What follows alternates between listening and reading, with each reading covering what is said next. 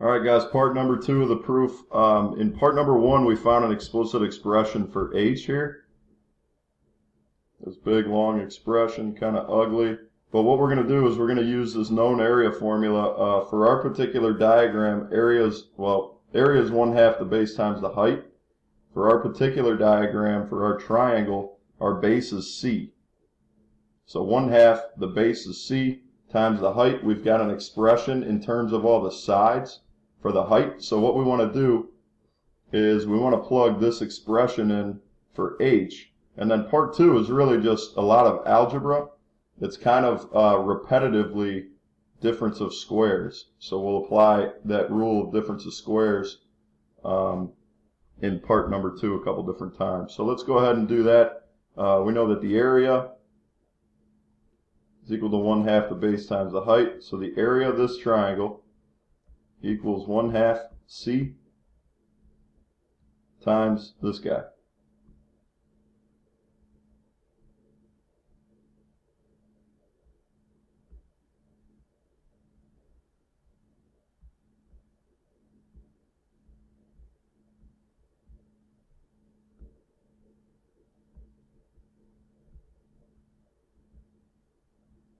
So now we've plugged that expression in for h.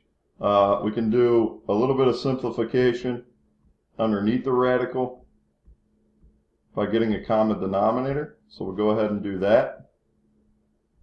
And we need to multiply this a squared by negative 2c. So let's go ahead and apply this squared term here.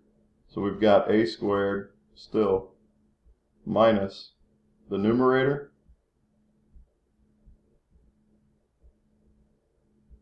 And we're not going to apply the exponent to the numerator quite yet. We'll leave it on the outside, and you'll see why here in a second. But go ahead and apply the exponent to the denominator, and you end up with 4c squared. Go ahead and get a common denominator underneath that square root. So this times this denominator times times ac is going to give us 4a squared c squared minus this whole quantity squared again. Sorry, I'm trying to write as fast as I can here. Now we got that whole thing over 4c squared. Next part in this is what we want to do is we want to write this first term as a squared term. And when we do that, what we have up in the numerator is a difference of squares.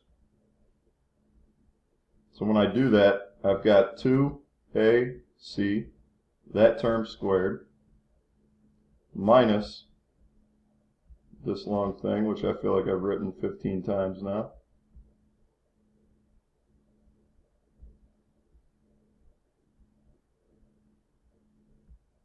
Over 4c squared.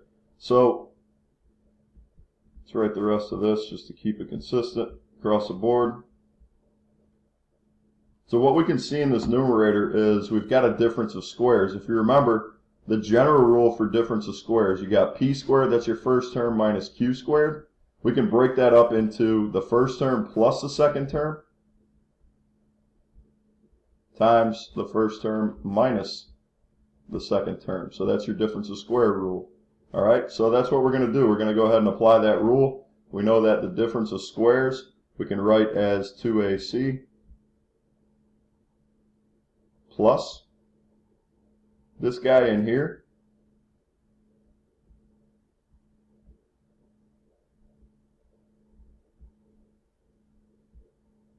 that's the first part, and then this guy minus the second term. I'm going to go ahead and distribute the negative to each one of these, so we get minus a squared plus b squared minus c squared.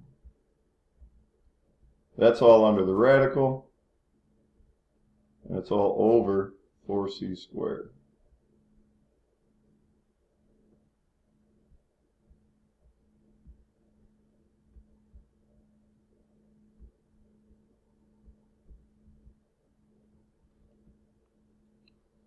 we want to factor by grouping up here. So here we've got the 2ac. That's going to be the middle term. So we need an a squared term and a c squared term. So we're just going to kind of move some stuff around here. We're going to end up with a squared plus 2ac plus c squared minus b squared. And I'm going to group this because then we can kind of simplify this particular term here. So that's the first term. We just kind of move some stuff around. The second term, we've got negative a squared. Let's go ahead and move this to the front. So we've got, first of all, b squared.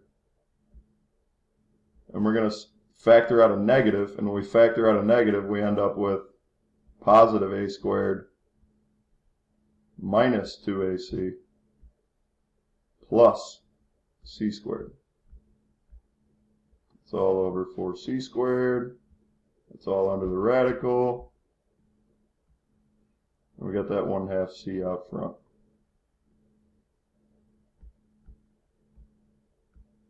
Remember, this is all an expression for the area. All right, first thing we can do is we know that this thing is, again, this is going to be a plus c squared.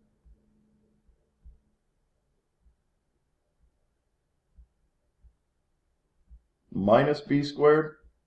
And if you notice, again, it's a difference of squares. Second term over here is going to be b squared minus, we can factor this as a minus c,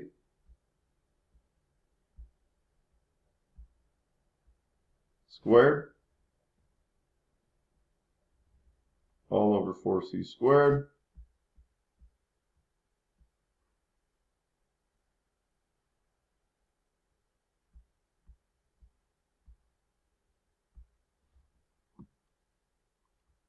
And now again, we've got difference of squares up here, so we can break that up into the first term plus the second term, first term minus the second term. So underneath the radical, we end up with a plus c plus b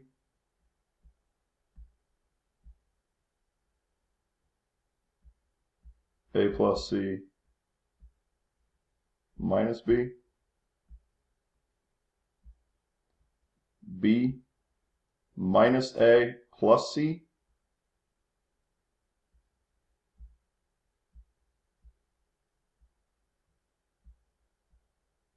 and b plus a minus c. So you can kind of see this stuff coming together. The last thing that we need to do for this particular part is we know that Herons' formula ends up with everything under the radical. So we want to move this 1/2 c under the radical. Well, if we got 1/2 c is going to equal the square root of something. If we want these two to balance out, what we need to do is we need a c squared over 4. So let's move this term inside the radical. We're going to multiply everything by c squared over 4.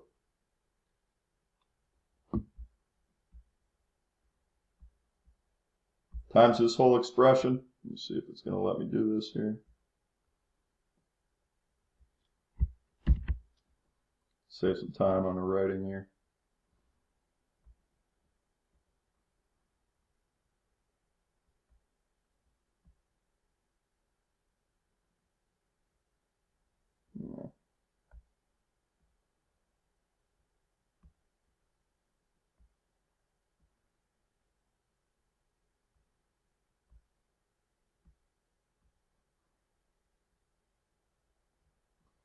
All right, our c squareds are going to cancel.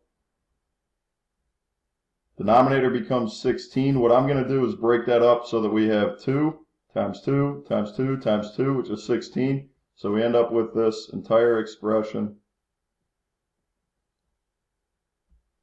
a plus c plus b. Second one is a plus C minus B. Third one is negative A plus B plus C. Fourth one is A plus B minus C. And again, I'm going to break it up so that it's each one of these is over 2. And hopefully you can kind of see this proof coming together here. So that's the end of part 2 of Heron's proof.